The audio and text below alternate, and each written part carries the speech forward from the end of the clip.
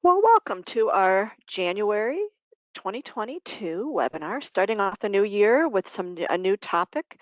We will be really looking at the behaviors that support resilience all the way through the first half of this year. And we're going to start with today's webinar looking at individual resilience.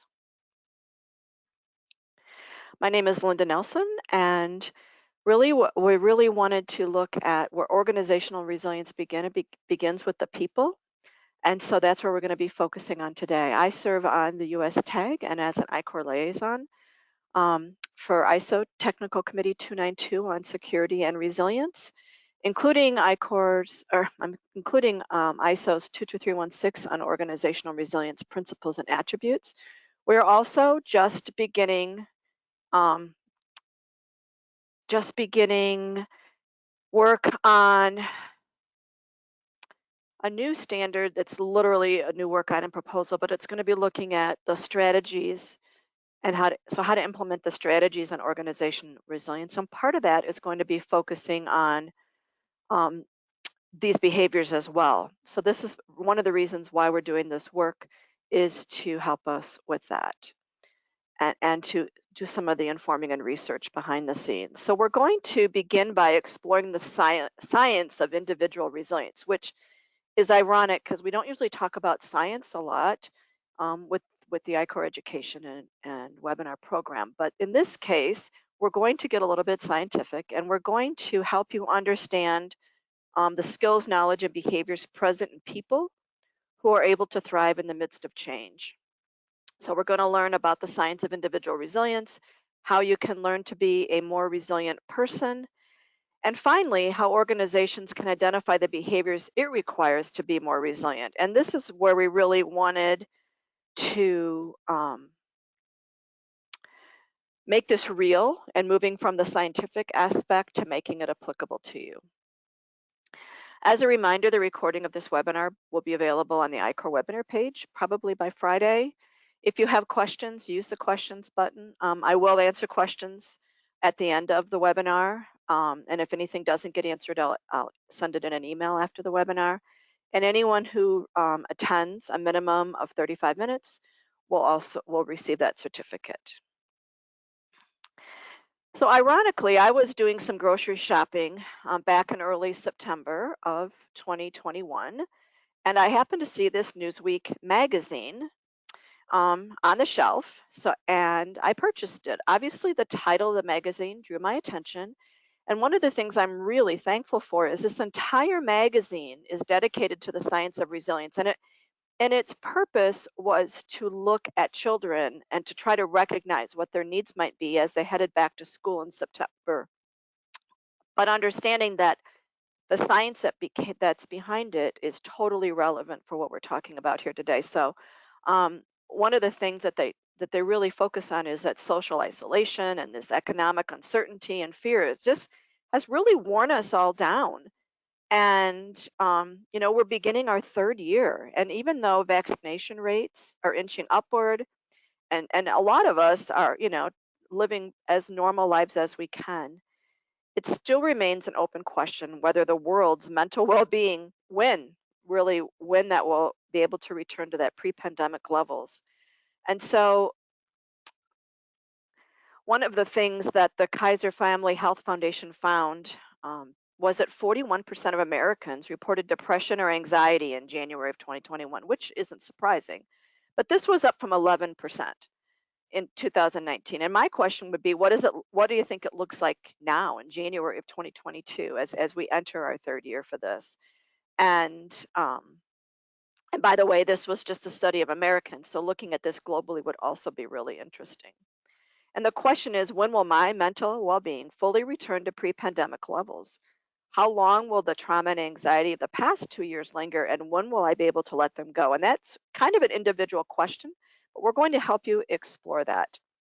And so we're going to look at the science of resilience as that knowledge has been shared throughout this Newsweek magazine, as well as look at other research and studies. So we know that there's been a psychological impact of COVID-19. There are mixed and changing messages about what's safe and what's not safe. We feel like we finally figure out how to behave, and the rules change. There's changes in routine, the change in what's supposed to be the new normal, and then we've got these changing set of rules that cause everyone stress. So when you're exposed to or you're experience something that's highly adverse, you have a choice of how you're going to react to that. And you have to decide what you're going to do with the face of that. And that choice becomes really important. And that's part of what we're going to study today is learn about how that choice gets people on different pathways and how you can change your direction that you're going. And so if you're going to choose to actively cope, you're going to be more protected than if you kind of are passive about it. So, as part of that, we see that some people seek out support and take steps in mitigating the amount of stress on them, and others just let it build up and don't do anything about it, and it gets worse and worse. And you can kind of put yourself into one of those buckets as well. I do want to mention that this is kind of a peek into the past. When we were first formed in 2005, we were formed to bring together the many silos and industries and separate bodies of knowledge that individually support resilience into one profession entitled organizational resilience. And I don't know if many of you remember back in 2005, but Google didn't exist and Yahoo was the primary search function. And so when we were searching for information and data on the general topic of resilience, we mostly found information on personal or individual resilience. And so 17 years later, we're returning to the subject as we consider how resilience capabilities of the people in an organization impact the organization's resilience overall. And I'm just giving you a small warning. We are going to get a little psychological and scientific in this presentation. This is unusual, but in order to understand, personal resilience or individual resilience, we do have to talk a little bit psychological. I love this. The New Yorker magazine. They always have really great covers, and this was a cover of a New Yorker magazine that was entitled "The Secret Formula for Resilience," and really the studies and the work that was done that they shared in this magazine talks about who are the stressed children that are thriving.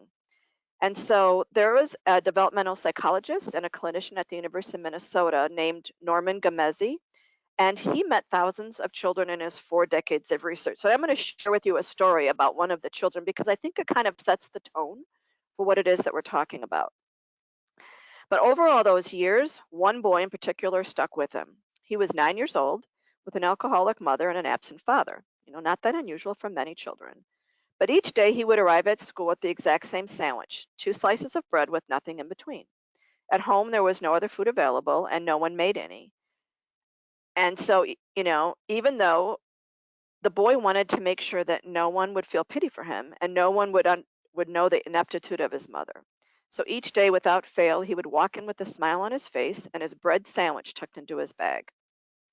The boy with the bread sandwich was part of a special group of children. He belonged to a cohort of kids, the first of many whom Garmezi would go on to identify as succeeding, even excelling, despite incredibly difficult circumstances. These were children who exhibited a trait that Garmezi would later identify as resilience, and he is widely accredited with being the first to study this concept in an experimental setting.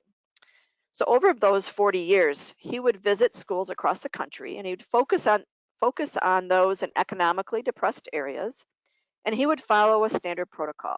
He would set up meetings with the principal along with the school social worker or nurse, and he would pose the same question. And this is the question. Were there any children whose backgrounds had initially raised red flags, kids who seemed likely to become problem kids, who had instead become surprisingly a source of pride? What he was actually asking was, can you identify stressed children who are making it here in your school? And in a 1999 interview, he said there would be a long pause before anybody answered him. And he would, he knew that if he said, do you have kids in the school who seem to be troubled, there would be no delay. But because he was asking about children who were adaptive and good citizens in the school and making it, even though they'd come out of very disturbed backgrounds, this was something that the principals and social workers and nurses hadn't necessarily been asked before. And that became the focus of his study. Prior to that, Really, everything had to do with, you know, people who were having mental illness or people that had responded poorly. And so this became a movement in a very different direction. And so his work really opened the door to the study of protective factors or the elements of an individual's background or personality that would enable success despite the challenges that they faced. So to answer this question as to why are stressed children thriving, there is another study that was done over 30 years by a developmental psychologist, Emmy Werner, and she published this study on 698 children in Kauai, Hawaii. And she followed them from before birth. So she actually identified, mothers and parents who were in difficult situations, and then she monitored them over 30 years. So what she found was that two-thirds, again, you're going to be really interesting to see the consistency of the two-thirds and the one-thirds measurement as we talk about different scientists and their different approaches and coming out with very similar findings, which I found really helpful as looking at the science side of this. So two-thirds of the children came from backgrounds that were essentially stable, successful, and happy. The other third qualified as at risk. But she soon discovered that not all the at-risk children reacted to stress in the same way. Similar findings. She said two-thirds of them, so two-thirds of the one-third, developed serious learning or behavior problems. And usually by the age of 10, or they had delinquency records, mental health problems, or teenage pregnancies by the age of 18. But the remaining one-third of those at-risk children developed into competent, confident, and caring young adults. They had attained academic, domestic, and social success, and they were always ready to capitalize on the new opportunities that arose. So what is it, or what was it that set those resilient children apart? And what she identified that it was how they responded to their environment.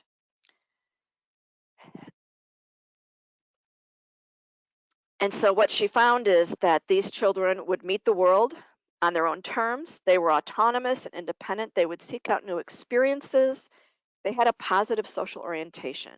And though they might not be especially gifted, they used whatever skills they had to be effective.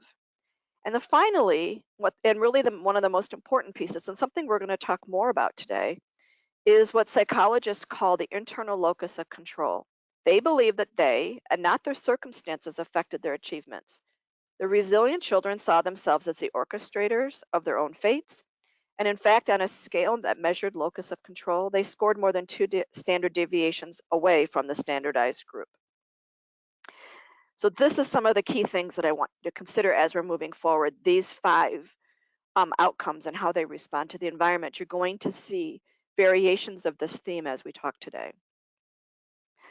So we need to understand more about why the healthiest thrive. And so, excuse me, as being unhealthy, I have a cold.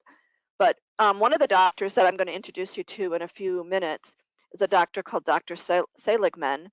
And what he also believed was that psychologists were focusing too much on studying resilience in the mentally ill, which was not particularly helpful when it comes to understanding what most people are experiencing during the pandemic, for example. So instead, what he did is he identified 2 distinct states that people are tending to vacillate between. And this is really in particular, in the past 3 years. And that is languishing and flourishing. What he says is the main effect of COVID in the long run has been to lower people's well-being into the languishing zone. But it hasn't really produced a lot more mental illness, which is actually something that's been verified.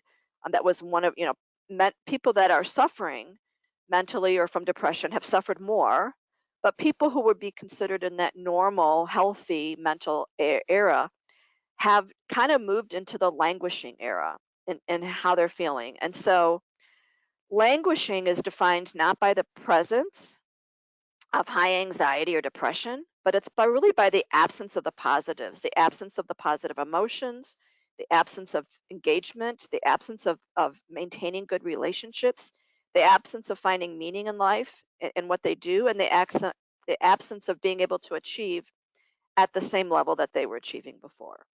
And so this is something for you to consider. I've talked in other webinars about how people are just tired. And so maybe the better word for that is languishing. And, how can we move from this feeling of languishing to a feeling of flourishing, even under difficult conditions? So a whole new study came out, and I mentioned this Dr. Seligman, and we're going to look at his study in a few minutes. But this idea, he became known as the father of positive psychology. And this is a field of study that focused on reverse engineering of the psychological traits that allow the healthiest among us to thrive. Again, rather than looking at what's associated with the negative disorders. And so, um, one of the most ambitious efforts to do this positive psychology study was done actually starting in March of 2020 in New York City at the Mount Sinai Hospital. And understanding that frontline health workers and the care workers in New York City were really having a difficult time coping with the enormous stress of working through COVID-19. They decided to start a program. And one of the things that, and there's a lot of background detail on this, but one of the things that he wanted to do was to kind of look at what is the trauma that we're experiencing and how can we help our staff to do the best that they can under these conditions. And so what he put together was something called realistic optimism. So this idea of positive psychology, we're kind of going to be moving now into what's called realistic optimism and some of the other ideas he developed, with the goal being that we need to translate the traits of the optimist into teachable skills and skills that can be taught to buffer us against adversity and to lower the probability of depression and helping us really to regain that sense of control and purpose. And so this is what he told his people. He said, this is tough. It's probably as tough as it's going to get in your career. And in fact, I think if they've been able to forecast ahead and say, in in not just March of 2021, but January of 2022, it's still tough. And looking at how you manage this difficulty over time, kind of at an unrelenting pace for the hospital people. But he said, you're going to look back on it with great pride that you were here at this time in this place and look at what you've accomplished. And just surviving this and getting through this is going to help you later in life when you're faced with other obstacles. Which really leads us to our next point, which is resilience can change over time. It is not a static trait. And that's one of the things that Werner, the developmental doctor in Hawaii, found as well. The other thing that they found is that resilience can be learned. And this is why this is really important and why it's a topic of this webinar and that we're going to be focusing on the first 7 months of this year, is that looking at how things change, everything's changing, including how people react to difficult times, and that we can teach people to become more resilient. And so one of the things that Warner found was that when more resilient children experienced multiple strong stressors at vulnerable points, even their resilience tended to be impacted. And so resilience kind of is that calculation. If you think of a scale, which side of the equation weighs more, the resilience or the stressors? And for a lot of us, that scale might be moving based on what's happening in our lives, in addition to whatever the major stressor is or how many stressors are happening at the same time. And understanding that the stressors can be so intense that sometimes your own natural level of resilience is overwhelmed. And in short, most people have some sort of a breaking point. So understanding that you might feel that you're a very resilient person, but sometimes you just feel like you can't handle one more thing. And I think about a game that I used to play as a kid. I think it was called Pixie Sticks or something. I don't remember the name of it, but you'd put a camel. There's like a camel, and you'd put these sticks on, and all of a sudden the camel would break. And at some point, we can balance all of these things. We can try to manage all of these things, but each of us has some kind of a breaking point.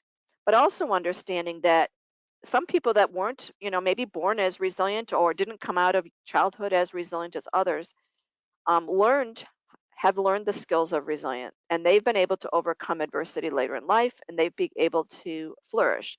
So this is really the baseline for what we want to have as a takeaway, is that resilience can change and resilience can be learned. So how do we take advantage of that? Another clinical psychologist at the Columbia University's Teachers College, and he heads up the Loss, Trauma, and Emotion Lab. And he's been studying resilience for nearly 25 years. And his theory is that living through adversity, be it endemic to your environment or an acute negative event, doesn't guarantee that you'll suffer going forward. What really matters is whether that adversity becomes traumatizing for you. So again, how do you react to that adversity? What are you viewing? And what he shared is that, we can make ourselves more or less vulnerable by how we think about things. Because we all have this fundamental stress response system. And as we get to the neuroscience of resilience in a minute, we talk about your brain. We all have the same brain. We all have the same chemicals in our brain, and we've all evolved, and it's all about how we manage stress. So the question becomes, why do some people use that system and how your brain works so much more frequently or effectively than others? And so the question is, you know, how do you conceptualize an event as traumatic? Do you see it as an opportunity to learn and grow, or do you see them as being very traumatic? And so, trying to refrain something that's happened in positive terms, or to how to look at things in a less emotional way when the initial response is emotionally hot. Maybe you have a very emotional response to something, whether it's anger or sadness or whatever it is. But understanding that process can help you change how you experience and react to those things. And so when you can train people to better regulate your emotions, the training seems to have ever more lasting effects. And I'm not going to get into any more psychology on this, but understanding that it works. So looking at, this is your brain, and I always, as a child of the 70s, this is your brain on drugs. But anyways, that's my bad joke for the day. But there are three main parts of your brain that regulate emotions, and the first one is your prefrontal cortex, and this controls behavior and emotions and decision making. But your hippocampus, I don't even know how to say that, hippocampus, manages your memory, how you contextualize new situations and new information. It also stores new learning. And one of the things it also produces is what they're calling the love hormone, and I always want to say oxycodone here, but it is oxytocin, and it helps us to feel empathy and take action. So this is kind of the part of your brain and the hormone that helps you to feel good. Where in your amygdala, this is where your brain manages a response to stress. And when it's not managing the response well, it produces a hormone called cortisol. And cortisol in small doses can help us to focus, but in large doses, it's what causes you to be able, not to be able to regulate your behavior, your thinking, or your emotions, or your decision making. And it really overwhelms all of those things. And so one of the things that they then studied is, how can we manage these two hormones? And I'm sure that's a lot of the drug treatments that people take who are having difficult times mentally. But understand that these are the two types of hormones that are kind of fighting it out as you try to manage stress. So cortisol is called the stress hormone. It can cause depression and anxiety. It also actually can make you sick. It lowers your immune system and your white blood cells. It can actually increase disease and cancer because it's weakening you. And most commonly, what you'll see is, problems with sleep and weight gain are kind of the first symptoms that you are stressed. And then the oxytocin, like I said, is called that happy hormone for no other reason. And this is released during positive social interactions. It's a natural antidepressant. It helps you with feelings like empathy. It increases your self-esteem. And this is one hormone that makes you want to go out and talk to people and be social. And so, how can you actually naturally increase your oxytocin levels? Well, the first thing is you need to socialize. Well, that makes it hard during a pandemic. You can't. It's been difficult for us to surround ourselves with loved ones, including pets. But experiencing physical touch is one of the most effective ways. And so, my kids give me a very hard time. I'm not a great hugger, but when they see me getting kind of cranky, a couple of my daughters will literally attack me and give me this group hug that I can't get out of. And they're like, no, no, no, no, no, you can't. And we're not stopping until you are starting to feel that happy hormone. I don't even know if they know what it's called, but they do know that when that embrace and physical touch from a loved one makes you feel better. And so this is why, when people have experienced a trauma, they bring in, dogs that you can, these trauma dogs and dogs that you can pet and get comfort from. And so this is a very simple way to make you feel better. Secondly, and this doesn't work so well if you live where I do, which is in kind of the northern part of the United States, where in the winter there's very little sun, or like today we've got a lot of sun, but it's like -8. So who would take advantage of it? But just getting some sun, vitamin D itself aids in the production and release of that oxytocin and comes from spending time in the sun. Also getting exercise. So how this is why people say they feel good after they take a run or come back from the gym. And listen to music. What is it? We all say sometimes our favorite music just makes us feel good. Um, and so that's something that, these are 4 really simple things that you can do. And I just saw a question come in about emotional intelligence, and actually emotional intelligence we're going to talk about. So I'm going to hold that question um, for a second because that is a big part of this. So moving on to this neuroscience of personal resilience. So we've asked the question, why are some people more resilient than others? And why do some people bounce back from adversity more quickly than others? So I told you I was going to introduce you to Martin Seligman. Back in the 1960s, he was a graduate student, so he has aged a little bit since then, but he was at the University of Pennsylvania. He's still currently practicing, and he's a professor of psychology, and he's an expert in a term called learned helplessness that we'll talk more about. Optimism, you saw that he was the positive guy, as well as depression and creativity. And so when he first arrived in the lab, as a young graduate student, his supervisor at the university, he found that they were studying um, why. Well, let me just step back a minute. I just want to say that you couldn't probably do this anymore. This is something that was acceptable in the 60s, but don't get traumatized. It isn't happening anymore. But essentially, they were flummoxed over a problem, and they found that the team had been applying electric shocks to the feet of dogs to this metal plated floor to test how long it would take the dogs to learn to jump over that short barrier and escape the shock. So that was their study. And what they found is that 2/3 gave up after a few shocks and didn't even try to jump over. And they make this look like it isn't very high. I have no idea. I'm just taking the pictures from their study. They don't actually show real dogs, and so that's probably comforting. But 2/3 of these dogs did not cooperate. They just gave up. Versus the other third seemed immune from defeat. They were able to hang in long enough to solve the problem and jump into and to escape the painful shock. And so the question became, why did it why did those 2/3 give up? And this is where the term learned helplessness came from, because these animals had learned that nothing they did mattered, and therefore they didn't try to do anything. They literally gave up. So then the question becomes, why did the 1/3 not give up? So this study continued on with yet another scientist. This is a gentleman called Eric Nessler, and he's from the Mount Sinai Hospital in New York City, and he's got lots of great titles, which you get when you have done this for a lot of years. But they were studying mice. So here we go, another study that maybe mice is more acceptable to stress than dogs, at least for the public.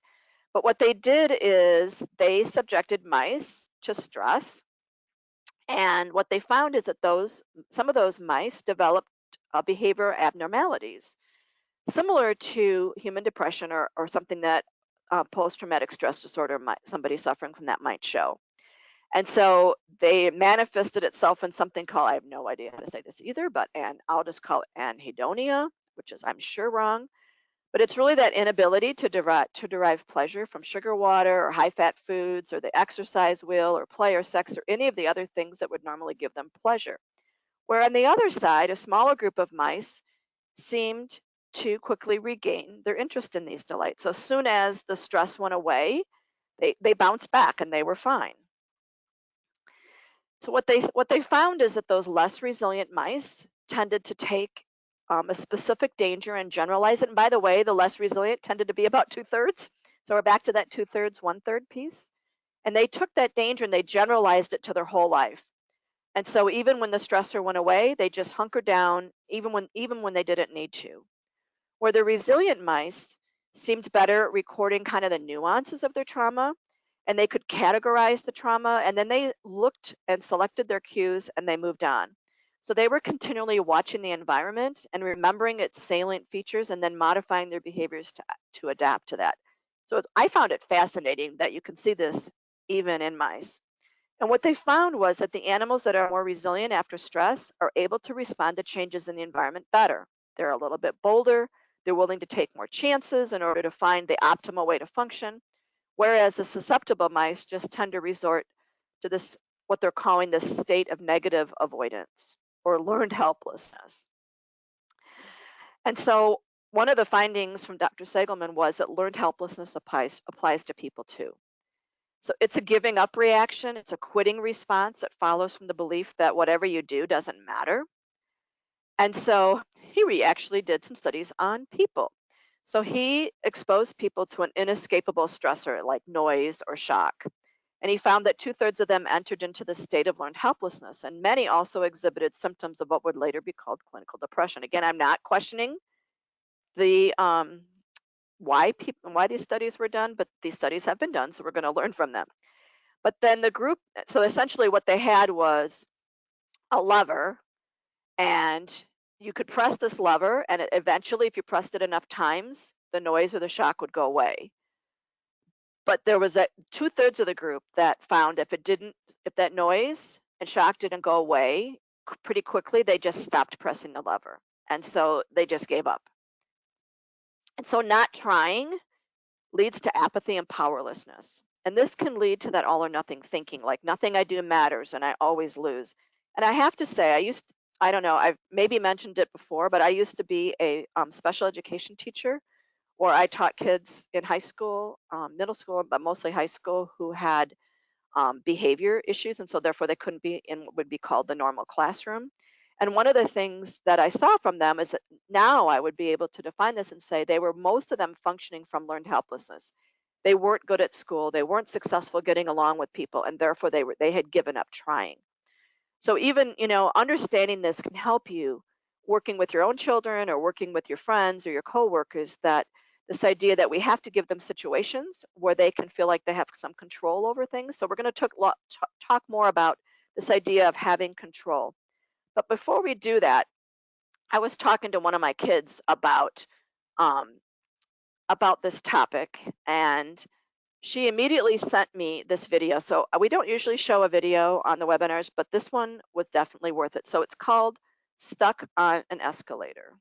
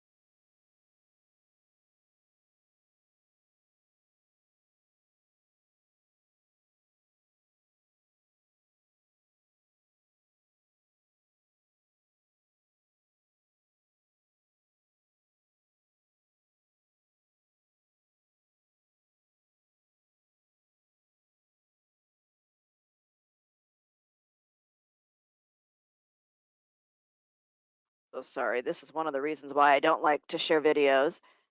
Um, I did see a couple people said that they can't watch YouTube at work. So just long story short is if you just go to YouTube and say stuck on an elevator, you can watch us. But essentially, I mean, we all know that you can get off an escalator. I mean, stuck on an escalator, you can get off an escalator.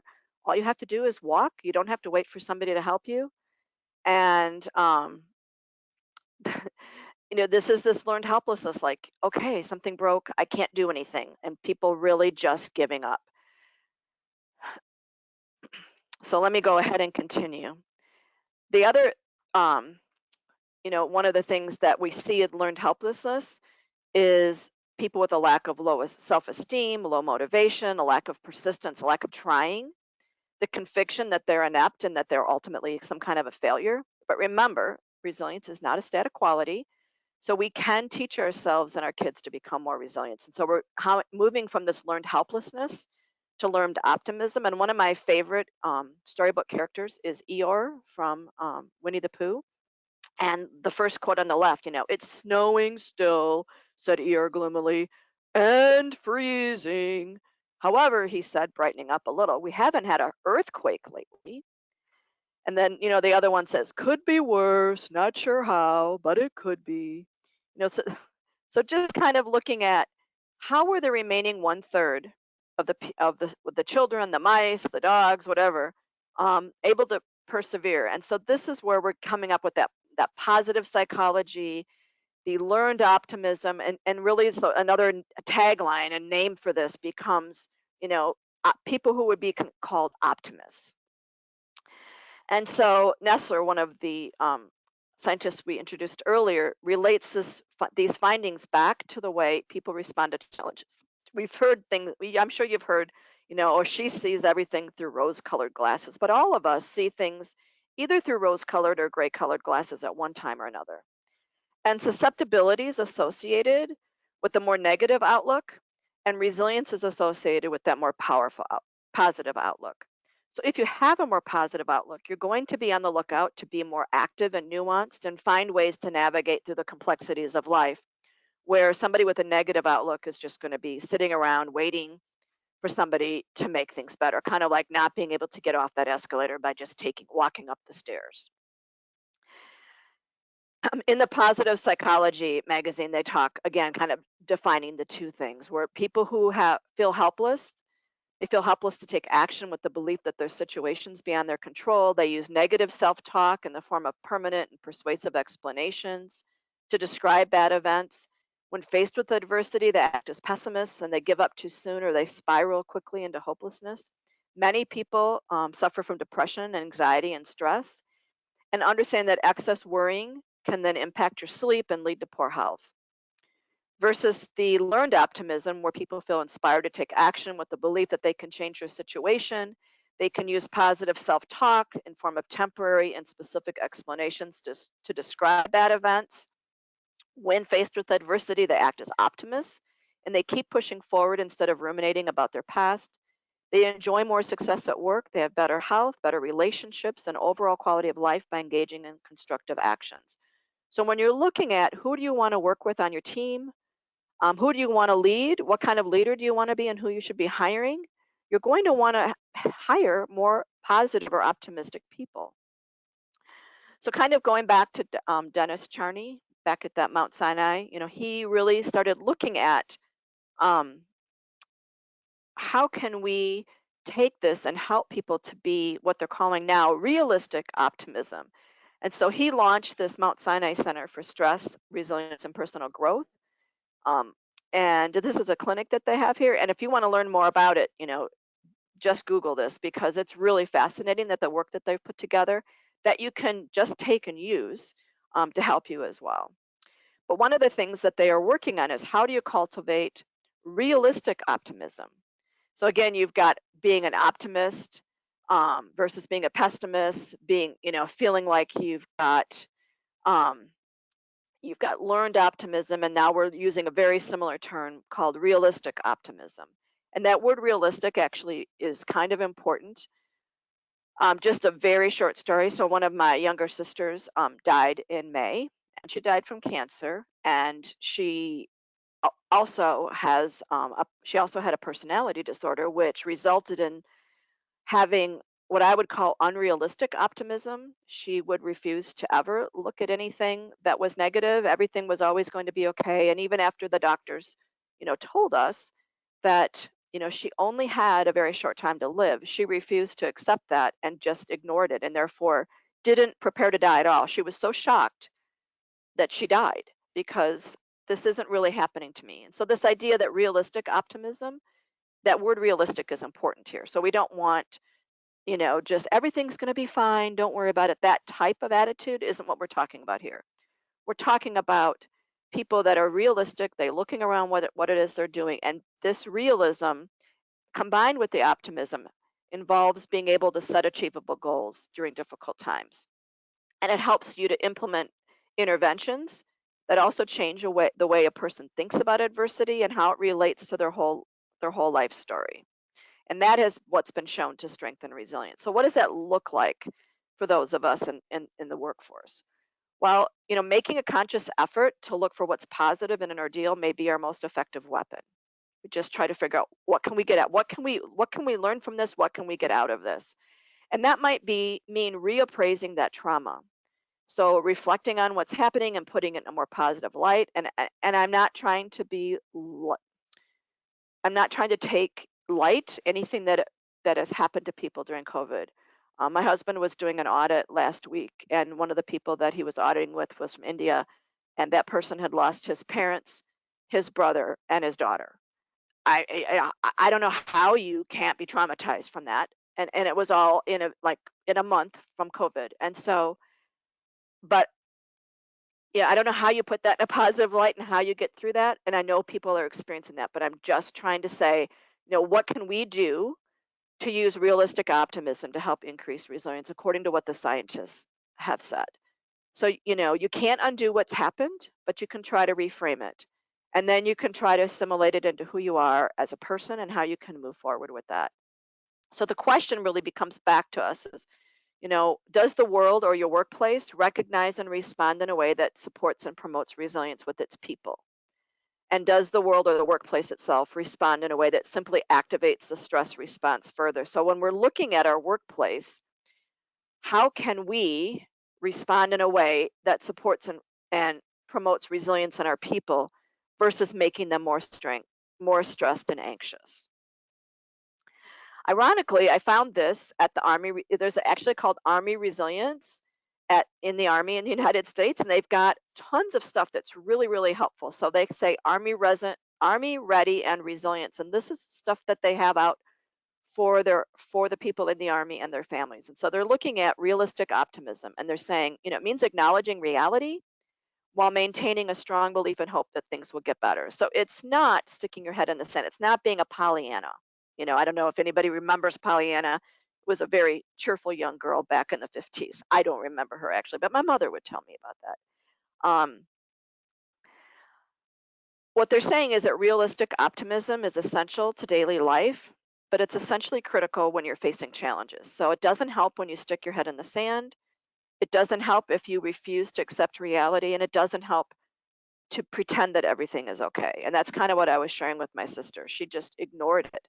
Where optimism is firmly based in reality, acknowledging the bad and believing that you'll be able to get through it despite what's happening, and then really recognizing your agency or where are you in that situation? Because optimism is crucial to help us maintain control, in order to hope and obviously to be more resilient. So pessimistic thinkers are bad at estimating the amount of control they have in any situation. Overestimating control leads us to wasted energy, and underestimating control leads to failing to take actions that could be helpful. So, how do you be more optimistic? So there is actually, I've shared this link and I have it in the resources as well that we'll share after the webinar. But they have a bunch of videos that are really interesting that are trying to help you to how to be more of an optimist. And so it's a thinking style so that you can learn, grow, and cultivate an optimistic mindset. And so if you're looking for things to maybe help your people at work, take a look at some of these videos and see if there's anything that might be helpful to you. They're saying, again, you need to acknowledge reality. You need to believe that there is a future. You need to take control of what you can. And this is what kind of results in having this realistic optimism.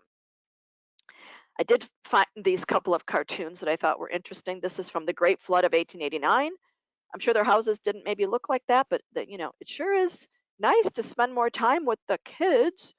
And then the other one, the fall of Troy and the whole city is burning. Well, maybe after all this is over, I'll be able to afford a flat in the center of town.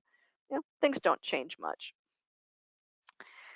So in the positive psychology, they talked about kind of the three types of personal resilience, and one is called natural resilience, and they really talk about how children are born with this, and it's kind of a natural thing that we all have. And it's also, our human nature and our life force. So if you look at your siblings or you look at your children and you see that even at day one, some of them are more cheerful than others. Some of them, I had a daughter who was jumping out of her crib at 7 months old, broke her arm, and I had to take her out, put her on the floor and put her on a mattress on the floor because she was bound and determined to master anything that came in her way. I had another daughter who stayed in her crib till she was like 2.5. She loved it there, and she wouldn't even climb out till somebody came and got her, and she was very happy there. So, it's about how your human nature at the beginning, and then how kind of that your life experiences and everything comes through that. So this natural resilience that I'll just say that you're kind of born with allows you to go forth and do your best, even if you get knocked down and taken off track. Then the adaptive resilience is now you've been through life, you've had some trials by fire, and now you've had some challenging circumstances, and it forces you to learn and it forces you to make some changes and adapt. So, how to learn to roll with life's punches can help you become stronger. And that's one of the reasons why they actually say that, we have people that are born leaders and we have people who learn how to be leaders, and that um, really good leaders have undergone or gone through difficult times because it helps them to they understand what people have gone through. It also helps you with your emotional intelligence. If you have had a really easy life, you're not going to be as emotionally intelligent as someone who's managed to survive difficult times. And then there's this idea of restored or learned resilience. So, what are some techniques that you can learn to build your resilience and kind of restore that natural resilience that you might have had as a child? And doing this is going to help you deal with any other traumas that you might have in a healthier way. So back to Seligman, he found that training people to change their explanatory styles or how they explain events that have happened to them make them more psychologically successful and less prone to feeling overwhelmed and stressed. And so he looked at really three areas, trying to help people move from internal to external to realizing that bad events aren't my fault. Kind of when we looked at that learned helplessness about, something bad happened and therefore it's just all bad and you can't do anything. Again, kind of this moving from global to specific. This is one little thing that happened rather than a massive indication that something's wrong with my life. This is something that happened. We're going to get through it and we're going to go back to being in a better place. And then moving from permanent to impermanent, this idea that I can change the situation rather than assuming that it's fixed.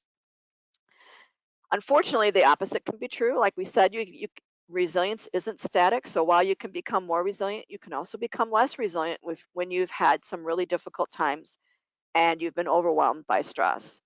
So understanding that, this is a constantly changing piece, and it's sometimes a self-fulfilling prophecy.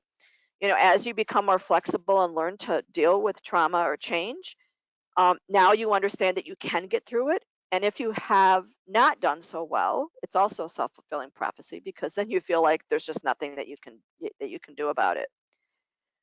So I mentioned that we're going to talk a little bit more about locus of control. And this is where this idea of what can you control and what you can't control is important to understand. And the more that you feel that you're in control of your life, the more resilient you are. And so, somebody with an external locus of control, you'll hear them saying things like, why is it always me? There's nothing I can do about my future. I mean, why bother? Things just seem to happen to me, kind of like the Eeyore piece. Where someone with an internal locus of control is someone who knows that they can determine their own future. They're going to give this a good go and a try. They're willing to jump up and try difficult things. Their answer is why not or yes versus, I mean, I can't do that. and they feel that they can make things happen. So what we're trying to do is to move your locus of control from external to internal, which is going to help you have positive changes in both your psychological well-being as also in your work performance.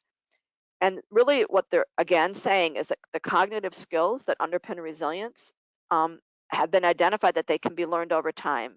And so this is where, when you're looking at workplace for performance, you want people with that internal locus of control. So how do you identify who those people are? And I'm sure you may have heard of the Connor Davidson resilience scale, and I've included this in the list of resources as well.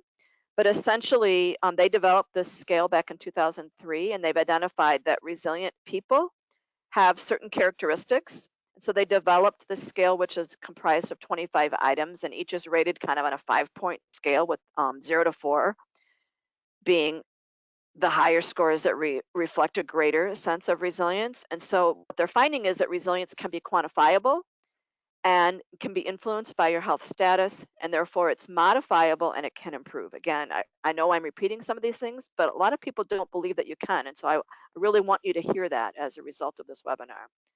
And it's possible to perform well in one area, such as work, in the face of adversity, but then function poorly in another area, such as personal relationships. So one of the things that they're finding as a result of COVID is that people are able to get through this difficult time and still function at work, but they're totally losing it with the rest of their personal lives. They just don't have anything left with their to deal with the rest of it. And so that's something that I think as an employer or as somebody who's leading other people, you need to really be able to recognize is even though your people might be able to get the work done that needs to be done and being able to perform well during these difficult times, they might not, that quality might not be following them in their personal lives too. And in the end, that inability is going to hurt them at work too.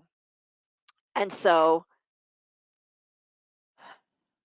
looking at the fact that resilience may either be a determinant of a response or an effective exposure to stress is also something. And we do know the pandemic is, quote, going to be over, or we're going to be um, able to function as best as we could.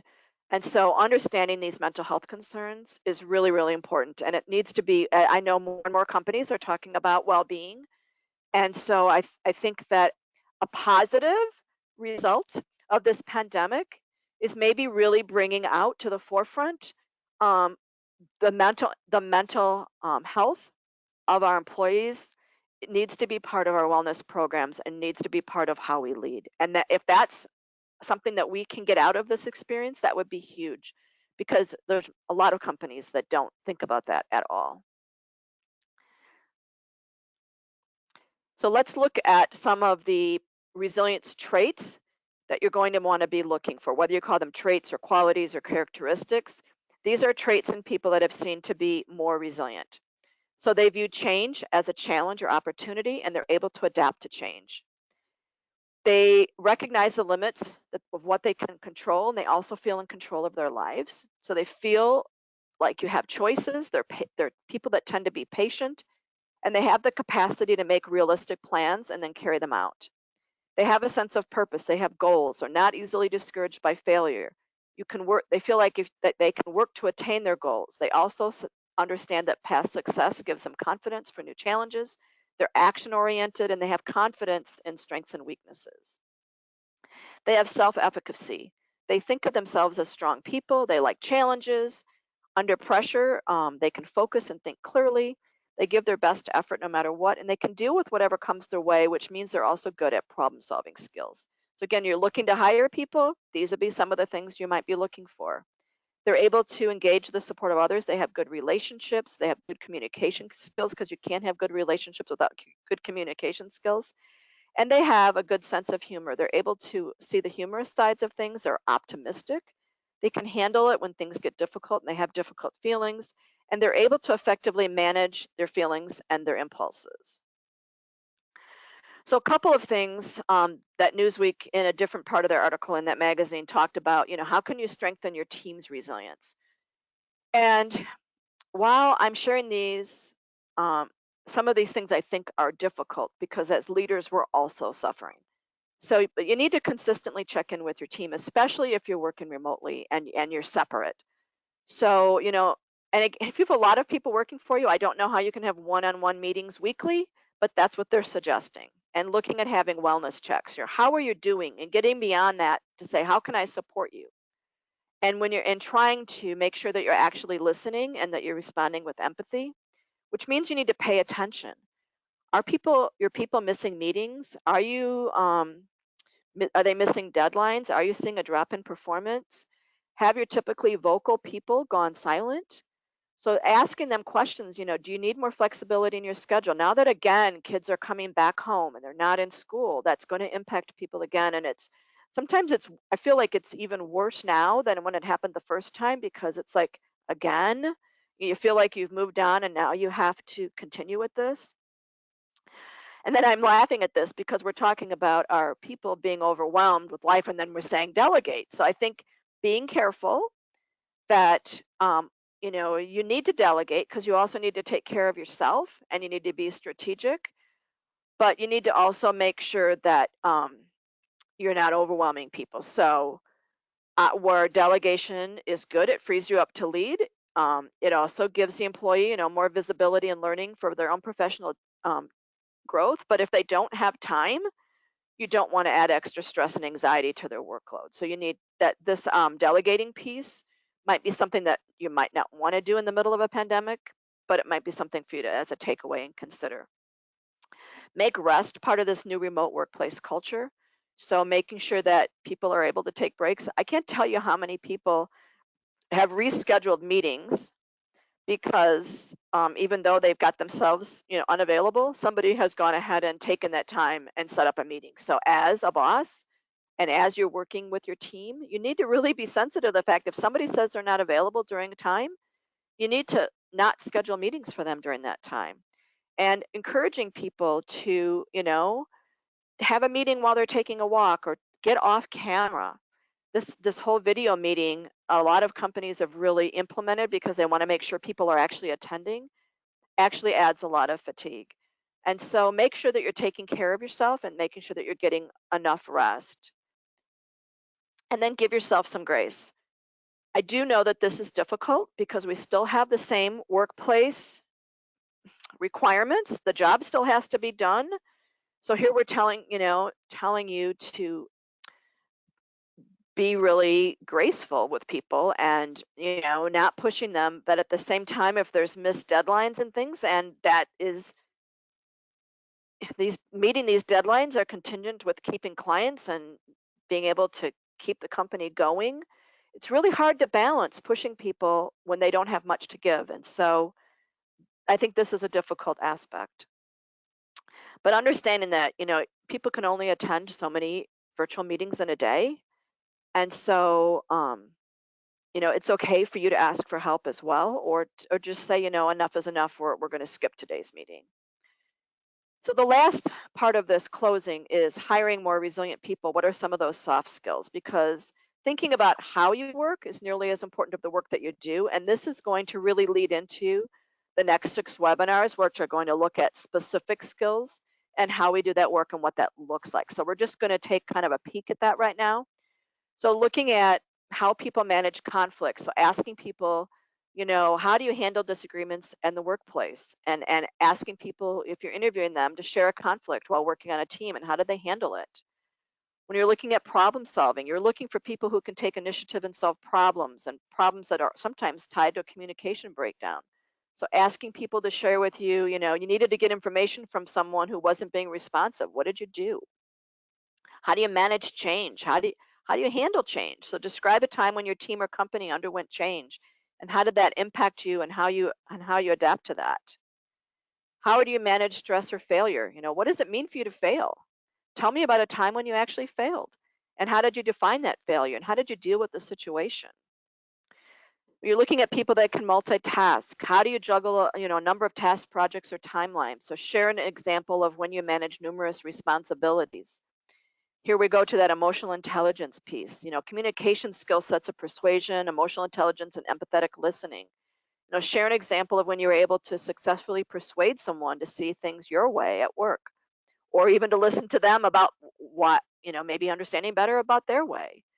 And then asking people about their proudest professional accomplishment. And these are things you don't have to just do in an interview. You can be doing these things as you're talking and getting to know the people on your team. This helps you to identify their individual purpose and their passion. Tell me about your proudest accomplishment. And then lastly, management style. How do you like to be managed? Tell me about a time when you worked under extremely close or loose supervision. How do you handle that? And this will give you some ideas about how they like to be managed and help you to understand that as well. So just to summarize, I know we're at the top of the hour.